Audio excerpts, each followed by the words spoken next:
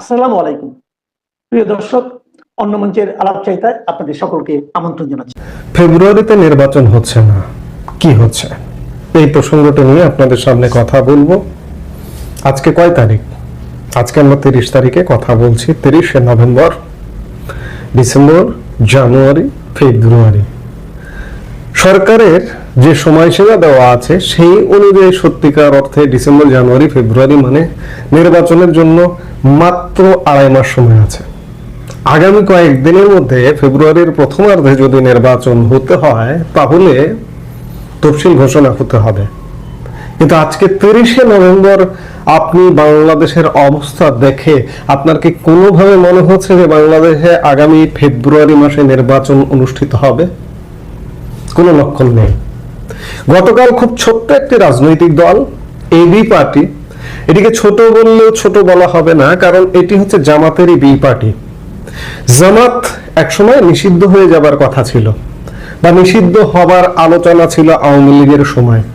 ঠিক তখনই জামাতের একটা বিকল্প প্ল্যাটফর্ম হিসেবে এই এবি পার্টির জন্ম হয়। কিন্তু সেই এবি পার্টির চেয়ারম্যান মুজিবুর রহমান মঞ্জু গতকালকে খুব গুরুত্বপূর্ণ একটা কথা বলেছেন যে খালেদা জিয়ার বর্তমান শারীরিক অবস্থার অবনতির কারণে নির্বাচন ক্ষতিগ্রস্ত হবে না।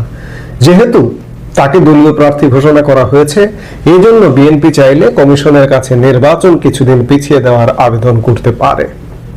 যদিও খুব ছোট্ট একটি রাজনৈতিক দল, এই রাজনৈতিক দল থেকে পার্লামেন্টে যাবে কিনা সে ব্যাপারে যথেষ্ট সন্দেহ আছে, সংশয় আছে। জামাত যদি সাপোর্ট করে কিংবা বিএনপি যদি সাপোর্ট করে তাহলে সাপোর্ট নিয়ে যেতে পারেন, কিন্তু নিজ যোগ্যতা বলে এবি পার্টি পার্লামেন্টে যাবে এটি একটা শিশু বিশ্বাস করবে না, পাগল বিশ্বাস করবে না।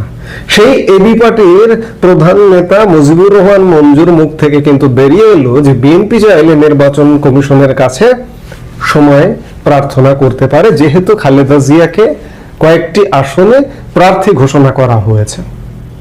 তাহলে দেখুন যে এগুলো তাদের মনের কথা, মনের ভিতর থেকে বেরিয়ে আসছে যে নির্বাচন পেছাতে হবে। এবং নির্বাচন পিছিয়ে গেলে সবচেয়ে সুবিধাজনক অবস্থায় কারা? জামাতে ইসলামী বাংলাদেশ, কারণ সরকার তাদের নিয়ন্ত্রিত। আগামী 2-5 বছরেও যদি নির্বাচন না হয় তাহলেও তাদের কিচ্ছু যায় আসে না। সরকারের উপর, প্রশাসনের উপর পুরো হস্তক্ষেপ তাদের। এভাবে হস্তক্ষেপ চালিয়ে তারা অন্ততপক্ষে আরো জোরালো ভাবে, শক্তিশালী ভাবে মাঠটা গুছিয়ে নিতে পারবে। এই জন্য তারা কথায় কথায় নির্বাচন হবে না মেরে আগে গণভোট হতে হবে, এটা করতে হবে। এখন নতুন অজুহাত পেয়েছে খালেদা জিয়ার অসুস্থতা। কিন্তু বিএনপি কি করবে? বিএনপি তো আসলে গতকাল তারেক রহমানের ফেসবুক স্ট্যাটাসে মনে হলো বিএনপির অসহায়ত্বের কথা, যে তিনি দেশে ফিরতে পারছেন না। দেশের ফেরাটা তার হাতে নেই। কার হাতে? অদৃশ্য সেই হাতটা কার? এখন আর অদৃশ্য নয়, প্রকাশ্য জামাত এবং জামাতপন্থী সেনাবাহিনীর একটি অংশের কারণে বিএনপির ভারপ্রাপ্ত চেয়ারম্যান তারেক রহমান দেশে ফিরতে পারছেন না। এবং জোরাজুরি করে যদি একটা নির্বাচন হয়েও যায়, সেই নির্বাচনটা কেমন হবে আপনারাই জানেন, আপনারাই বোঝেন।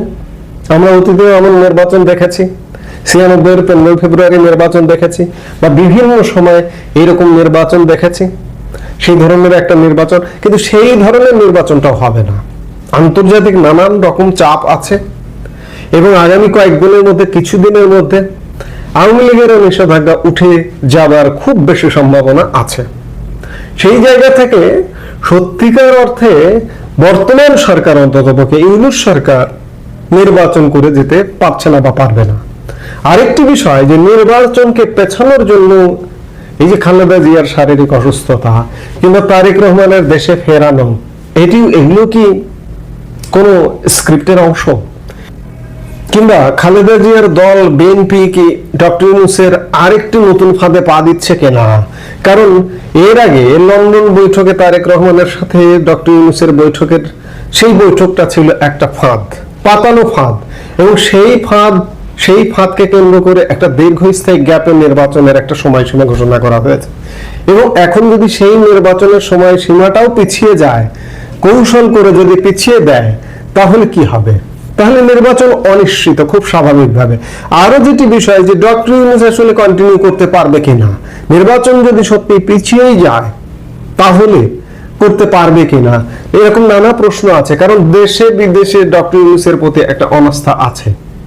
শুধুমাত্র জামাতের ছাড়া বিএনপিও তাল দিয়ে যাচ্ছে, কারণ বিএনপি মহাসচিবের মুখে ডক্টর ইউনূসকে জিয়াউর রহমানের প্রতিচ্ছবি দেখতে পান, তাহলে এর চেয়ে বড় কথা আর কি হতে পারে। বিএনপি নিশ্চয়ই তাল দিয়ে যাচ্ছে। সেই জায়গা থেকে ডক্টর ইউনূসের সঙ্গে অবশ্যই বিএনপিও জড়িত, কিন্তু সত্যিকার অর্থে ফেব্রুয়ারি মাসে নির্বাচন হবে এমন কোন লক্ষণ বর্তমান সরকারের মধ্যে নেই। এদিকে আন্তর্জাতিক চাপ কিন্তু তীব্র থেকে তীব্রতর হচ্ছে। আপনারা জানেন যে এই বর্তমান সরকারের একজন অন্যতম সমন্বয়ক যদি বলেন সরকারের তরফ থেকে খলিলুর রহমান। খলিলুর রহমান কখনো দিল্লি যাচ্ছেন, কখনো কাতারে যাচ্ছেন। দিল্লি থেকে মেসেজ নিয়ে এসেছেন, কাতার থেকে মেসেজ নিয়ে এসেছেন, এবং কাতার থেকে মেসেজ নিয়ে আসবার ঠিক পরের দিন শুক্রবারে খলিলুর রহমান দেশে ফিরেছেন। পরের দিন সকালে, শনিবার সকালে, গতকালকে অন্তর্বর্তী সরকারের জাতীয় নিরাপত্তা উপদেষ্টা খলিলুর রহমানের সঙ্গে ঢাকাস্থ যুক্তরাষ্ট্রের ভারপ্রাপ্ত রাষ্ট্রদূত chargé d'affaires Tracey Ann জ্যাকবসনের ঘণ্টাব্যাপী গুরুত্বপূর্ণ বৈঠক হয়েছে।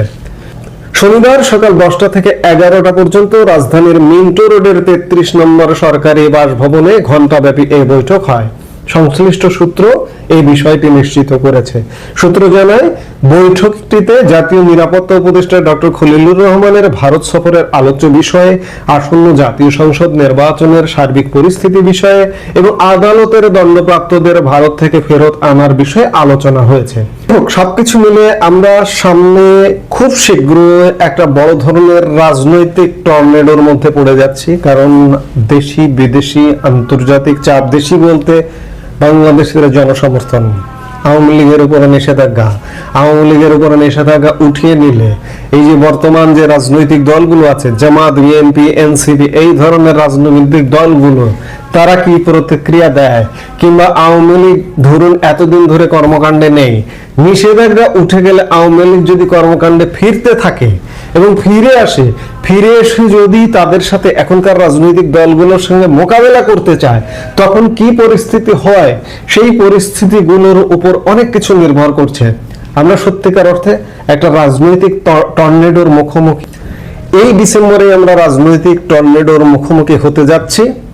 যদি নির্বাচনের আয়োজনের দিকেই যায় আওয়ামী লীগের অংশগ্রহণকে কেন্দ্র করেও, সেক্ষেত্রে আওয়ামী লীগ প্রধান শেখ হাসিনাকে নির্বাচনের বাইরে রাখতে চাইবে। শেখ হাসিনা পরিবারের অনেককে ইতিমধ্যে সাজা দিয়েছে, তাদেরকে নির্বাচনের বাইরে রাখতে চাইবে। এই ধরনের ঘটনাগুলো নিয়ে সামনের দিনগুলোতে নানা রকম টান পোড়েনের একটা আভাস বা একটা পূর্বাভাস, একটা টর্নেডো, একটা সাইক্লোন, একটা খুব বড় ধরনের ঘূর্ণিঝড়ের আভাস পাওয়া যাচ্ছে।